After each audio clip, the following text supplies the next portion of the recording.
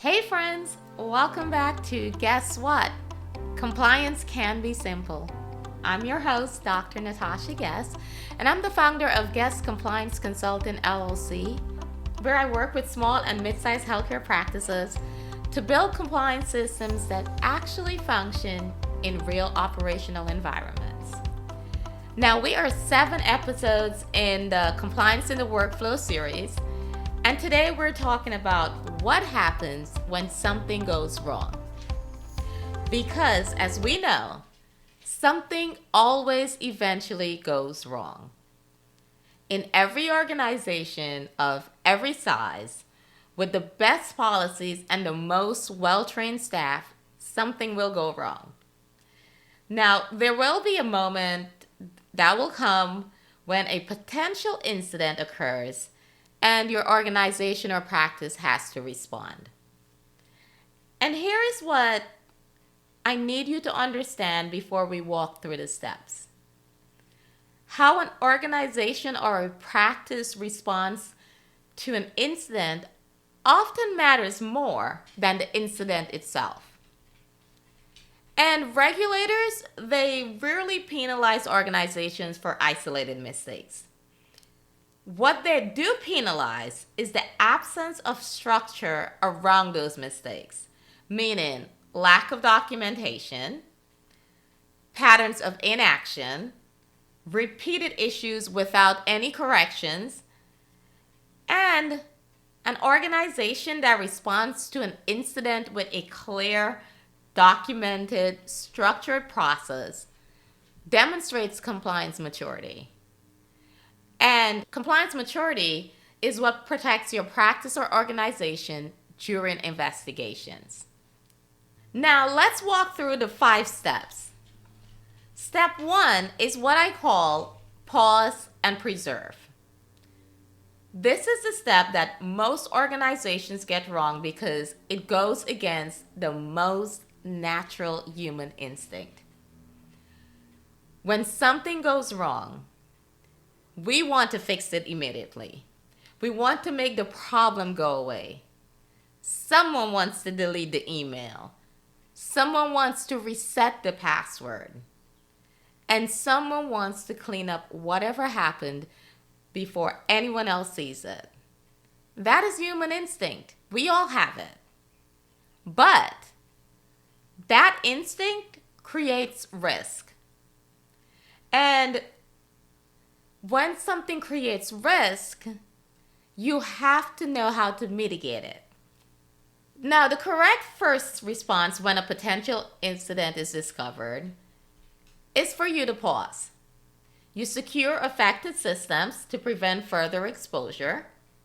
You preserve all of your logs and evidence exactly as they are. You do not delete anything. You do not alter records. Do not reset passwords without documentation. Do not clear your browser history. And definitely do not move or modify any files associated with the incident. The reason behind this is simple. Logs and records are evidence. Now, if your organization or practice later needs to demonstrate what happened and how it was handled, that evidence is essential. Destroying it, even accidentally, even when you have good intentions, can turn a manageable incident into a significantly worse situation. So, pause, preserve, then escalate internally so the right people are aware and the structured response can begin. The next step is to assess. Once you've secured your systems and your evidence is preserved, the organization moves from reaction to investigation. And this step is all about gathering facts. It is not about assigning blame. It is not about drawing conclusions. It's all about gathering facts.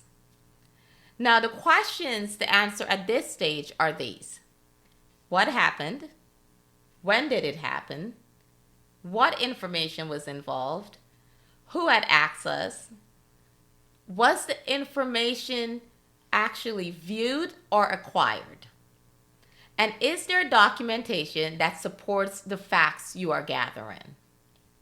At this stage, there are two common mistakes that often happen. The first is assuming something is definitely a breach, and the second is assuming something is definitely not a breach. Both of these assumptions are premature. The actual assessment process exists precisely to make that determination through structured analysis rather than your instinct. So, in step 2, you're gathering your facts, you're documenting what you find, and you're avoiding speculation. After that, you move to step 3, and this is the 4-factor risk assessment. This is a step required under the HIPAA breach notification rule.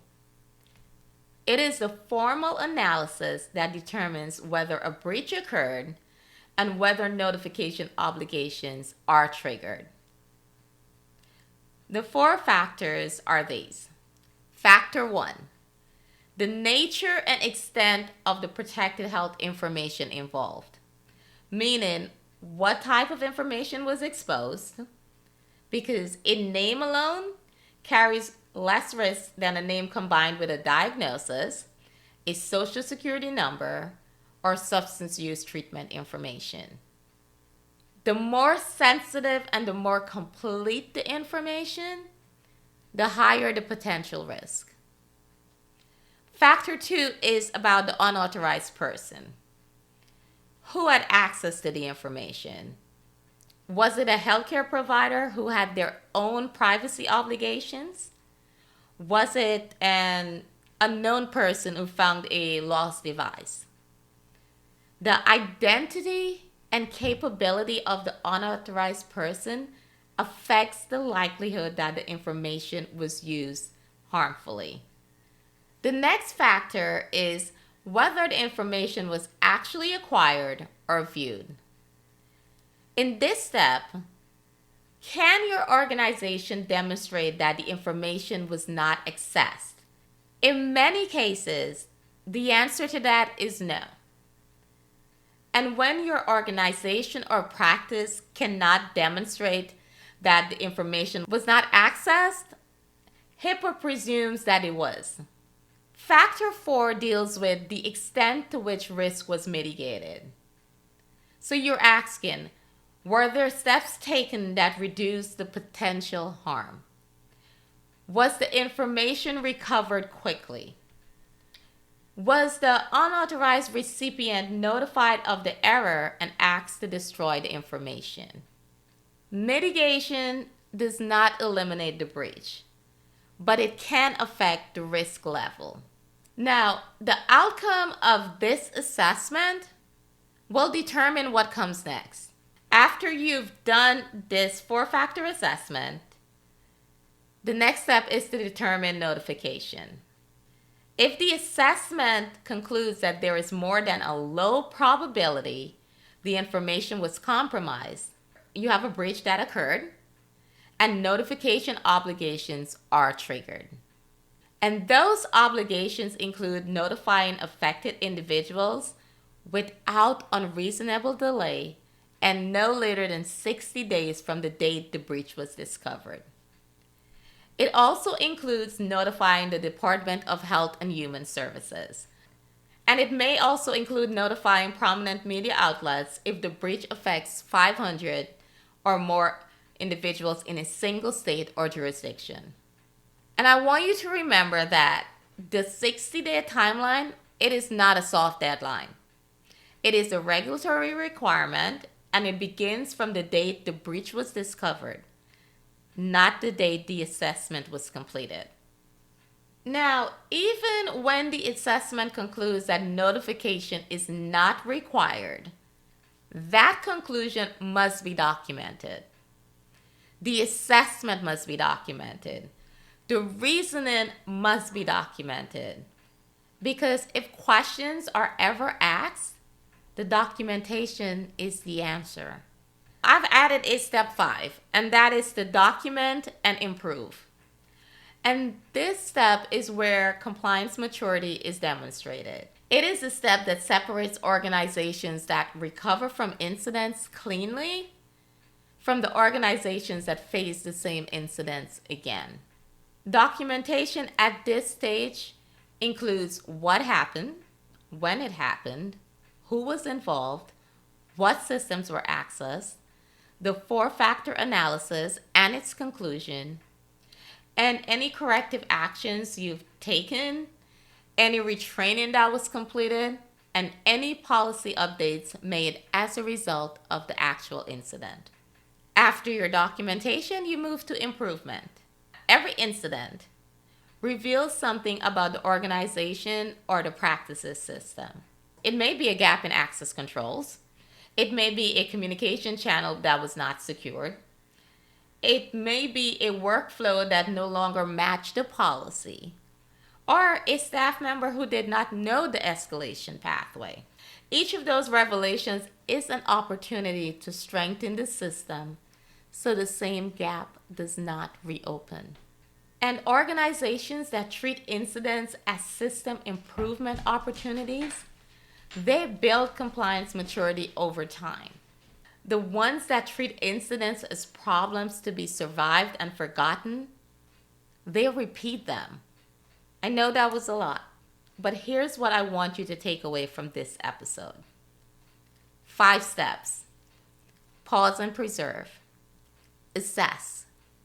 Conduct the 4-factor risk assessment. Determine notification. And then document and improve. None of these steps are complicated, but all of them do require discipline. They require the discipline to execute them consistently, to document them thoroughly, and to use them as opportunities to strengthen your systems. This is exactly what regulators are looking for when they evaluate an organization's compliance maturity. The response is the record. Make sure yours tells the right story. In our final episode of this series, we are going to zoom out from process to culture, because all the policies and frameworks and incident response steps in the world will not protect an organization or practice whose people are afraid to use them. I am Dr. Natasha Guess. Thank you for listening to Guess What? Compliance can be simple.